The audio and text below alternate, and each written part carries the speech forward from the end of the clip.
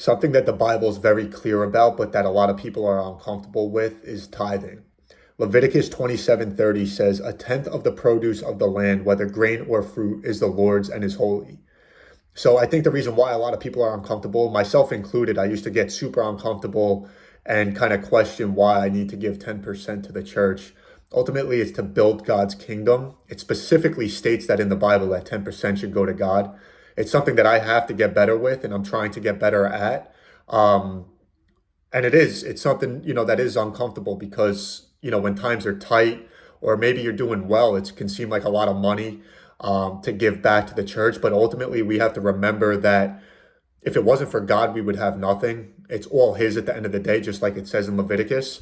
The other thing is that if you think of the relationship that we have with God as and compare it to other relationships that we have just in general, whether it be personal, a little bit more of an intimate relationship, whatever it is, the closer we try and get to that individual is by building that relationship.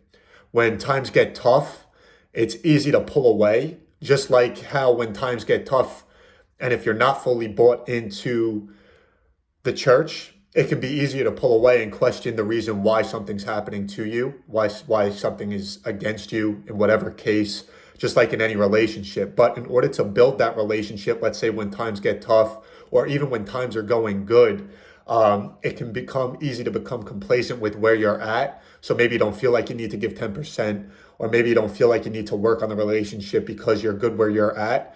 It's a constant reminder to us that we always need to work on the relationships that we have in order for them to thrive. And giving that 10% back to the church is how I look at that. Again, it specifically states it in the Bible that we need to be tithing 10% of our gross. And again, it's something that I can't say I'm perfect on, but I think it is something that needs to be taught more thoroughly so that people have an understanding as to the reason why they're tithing.